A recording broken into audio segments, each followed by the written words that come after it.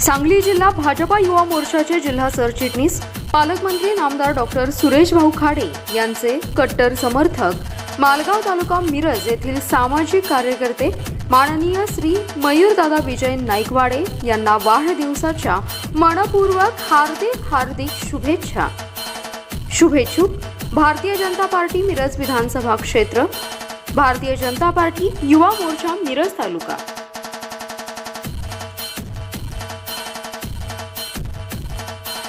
प्रत्येक बातमीतील घटनेच्या वास्तविकतेची तुलना थेट पाहत रहा सांगली अपडेट।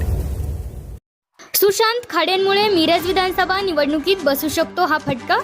गेल्या काही कालावधीमध्ये मिरज विधानसभा मतदारसंघात अनेक घडामोडी घडल्या आहेत। भाजपमधील अंतर्गत घटक पक्षांनीही मिरज विधानसभा मतदारसंघावर दावा केला आहे।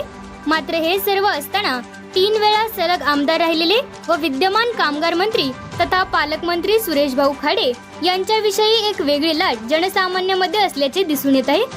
3 वेळा आमदार राहिलेले सुरेश भाऊ खाडे हे धडाडीने काम करत असले तरीही एका युवा नेतृत्वाची उणीव नेहमीच भाजपला भासत होती व ही उणीव भाजपमध्ये विशेषतः ग्रामीण भागात स्पष्टपणे दिसून येत होती। मात्र गेल्या काही वर्षात सुरेश भाऊ खाडे यांचे सुपुत्र सुशांत दादा खाडे यांनी मिरज विधानसभा मतदारसंघात युवा कार्यकर्त्यांची मोठी फळी उभा केली आहे। यामुळे भाजपचा एक मोठा वर्ग सुशांत खाडे यांच्या पाठीशी उभा राहिला असून हा एक विरोधी पक्षांना मोठा फटका सुशांत खाडेंमुळे यंदाच्या विधानसभा निवडणुकीत बसू शकतो।